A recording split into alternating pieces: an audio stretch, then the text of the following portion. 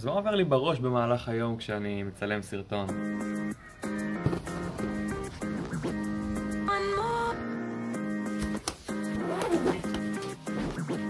בונזיבה בוניקה. בונזיבה, בונזיבה.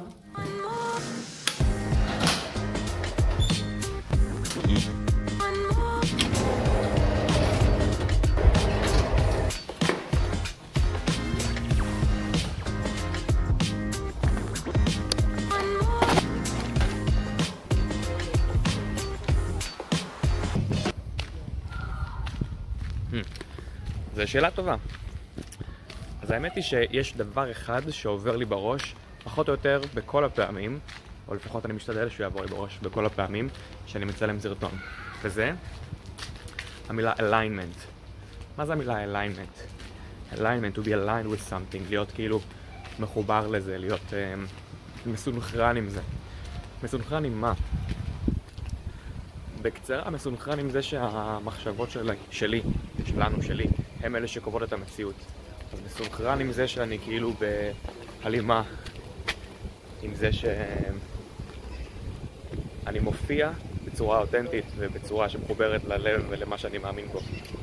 כדי שמי שיצפה בזה, וזה אולי ינגן לו על אותם אקורדים. כי יש מלא אנשים ואני ממש מובך מלצלם את זה עכשיו.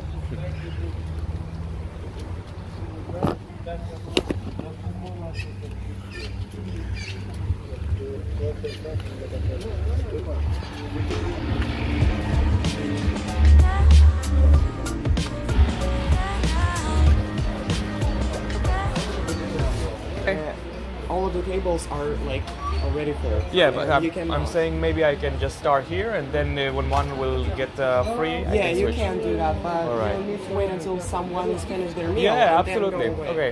Okay, so I can just start somewhere here. Yeah. You can sit in here. All right, perfect. We're gonna take your. Thank you. Thank you. All right, עשינו את זה. לטבלה הזאת שעשה דיוויד הוקינגס, והיא בעצם מראה לנו איפה נמצאים כל התדרים. חשוב לי כשאני מצלם את הסרטונים, או פשוט כשאני חי את החיים שלי, להימצא בתדר כמה שיותר גבוה. בדרך כלל זה יותר נעים, ואני יכול ליצור ככה דברים יותר טובים, ואני יותר מחובר לעצמי. זה למה אני בעיקר אוהב להקליט ולצלם במקומות פומביים, נגיד בבתי קפה וכולי, בגלל שזה מוציא אותי מהאזור נוחות, ואז להגיע למצב שבו אני באליינמנט, זאת אומרת בהלימה עם המחשבות ובהרמוניה פנימית, קשה יותר. כשאני נמצא בתדר נמוך, בסורווייבל פרדייים, אז החוויה של החיים היא פשוט לא נעימה, חוויה של סבל, חוויה של כאב, כל מה שמתחת לפה זה לא כיף, זה לא חוויה כיפית. אתם מכירים את זה שקשה יותר להיות עצמכם כשמסתכלים עליכם אנשים? כן. אז זה שם. אבל טוב, ננסה לשתות קפה ולעבוד קצת בכל זאת. спасибо большое. ופה זה ניטרלי ובעלייה, ופה זה כאילו וואו. כשאומרים לכם מחשבה יוצרת מציאות, מה זה מעלה בכם? תכתבו בתגובות. אבל אני, באמת כשעשיתי את הסדנת שתיקה הראשונה שלי, כבר זה היה מאוד מאוד ברור מהחוויה הישירה שלי. כשניקיתי את המוח מספיק ויצרתי שם את תנאי מעבדה, ראיתי איך כל מחשבה חדשה ממש משנה פיזית את המציאות סביבי. הקשר הזה בין המוח למציאות החומרית הפיזית הוא כל כך שערורייתי ביחס לתפיסה הקונבנציונלית של המציאות, שאנשים לא מעיזים אפילו לדבר על זה. אבל כשמסתכלים גם על תיאוריית הקוונטים וגם על תיאוריית התדרים, רואים שהמדע לאט לאט מתחיל להגיע גם למקומות האלה ולהבין שככה המציאות עובדת. בכל אופן, אני מאמין בזה ב100%. ומפה זה רק נהיה משחק של להגיע לתדר הנכון בשביל להיות, גם בשביל ליהנות מהחיים, גם בשביל ליצור את מה שאני רוצה ליצור. אחת מהמשמעויות הגדולות ביותר בחיים זה להיות בעלייה תמידית ולהיות במודים הגבוהים יותר, או לפעמים לרדת.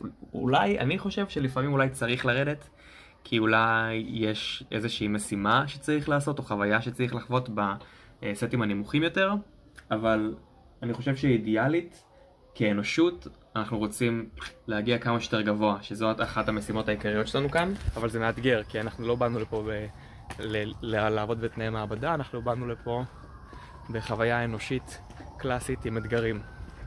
אתגרים שונים ומשונים, בעיקר סביב אנשים.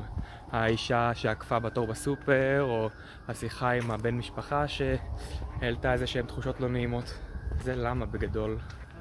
זה חשוב לי לעשות דברים כמו מדיטציות ועבודות נשימה בערוץ שלי, כי אני מנסה לשים את האצבע על איך נכון לי לעשות משהו שהוא גם יתאים לי וגם יהיה אמיתי בשבילי ונכון בשבילי וקל וטבעי, ירגיש טבעי, וגם ייתן הכי הרבה ערך לאנשים אחרים, כי זה לא מסע שלי לבד, זה מסע קולקטיבי של כולנו, ובא לי לעזור לכולם ולהעלות את התדר שלהם. זה כיף לי, זה נעים לי.